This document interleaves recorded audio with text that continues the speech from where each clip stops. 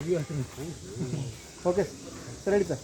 ಇವತ್ತಿನ ದಿನ ಅಂಬೇಡ್ಕರ್ ಅವರ ಜಯಂತಿ, ಉದ್ಯೋಗಾಕಾಂಕ್ಷಿಗಳ ನಡೆ ಭೀಮನಡೆಗೆ ಅನ್ನುವಂಥ ಒಂದು ಕಾರ್ಯಕ್ರಮ ಹಮ್ಮಿಕೊಂಡು ಈಗಾಗಲೇ 2 ದಿನಗಳ ಹಿಂದೆ ತಮ್ಮ ಎಲ್ಲ ಮಾಧ್ಯಮ ಮಿತ್ರರ ಮೂಲಕ ಒಂದು ಸುದ್ದಿಯನ್ನು ಕೊಡಲಾಗಿತ್ತು.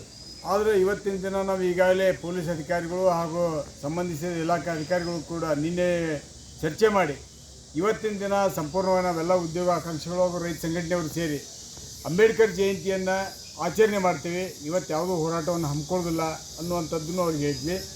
ಅದೇ ರೀತಿ ನಮ್ಮ ಹೋರಾಟ ನಾಳಿನ ದಿನ 15ನೇ ತಾರೀಕಿನಿಂದ ಹೋರಾಟ ಮುಂದುವರಿತೈತಿ. ಅದಕ್ಕೆ ಈ ಸರ್ಕಾರದ ಪರವಾಗಿ ತಾವು ಅವಕಾಶ ಮಾಡಿಕೊಡ್ಬೇಕು. ಯಾವುದೇ ಒಬ್ಬ ಹೋರಾಟಗಾರರ ಸಾಮಾಜಿಕ ಒಂದು ಹಕ್ಕಿನ ರಕ್ಷಣೆ ಮಾಡಬೇಕು ಅನ್ನೋಂಥ ಒತ್ತಾಯವನ್ನು ಕಮಿಷನರ್ ಅವರಿಗೆ ಕೂಡ ಗಮನಕ್ಕೆ ತರಲಾಗಿತ್ತು. ಆದರೆ ಇವತ್ತಿನ ದಿನ ಆ ಹೋರಾಟಗಾರರನ್ನ ಅಂಬೇಡ್ಕರ್ ಅವರ ಜಯಂತಿಯನ್ನು ಮಾಡಲಿಕ್ಕೆ ಬಿಡದೆ ಅವರು ಇರುವ ಸ್ಥಳದಲ್ಲಿ ಅವ್ರನ್ನ ಅರೆಸ್ಟ್ ಮಾಡಿರುವಂಥದ್ದನ್ನು ನಾವು ಇವತ್ತೆಲ್ಲ ರೈತ ಸಂಘಟನೆಯವರು ಭಾಳ ಉಗ್ರವಾಗಿ ಖಂಡಿಸ್ತೇವೆ.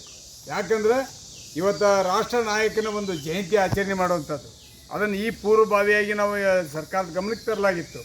ನಾಳಿನ ದಿನ ಎಲ್ಲ ಉದ್ಯೋಗ ಆಕಾಂಕ್ಷಿಗಳನ್ನು ಅಂಬೇಡ್ಕರ್ ಜಯಂತಿ ಮಾಡಲಿಕ್ಕೆ ಅವಕಾಶ ಮಾಡಿಕೊಡಬೇಕು, ಯಾವುದೇ ಆತಂಕ ಮಾಡಬಾರ್ದು ಅಂತ ಹೇಳಲಾಗಿತ್ತು.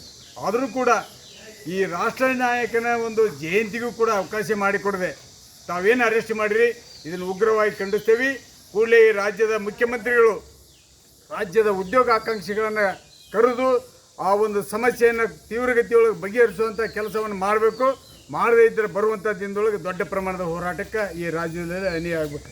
ಓಕೆ ಬರ್ರಿ.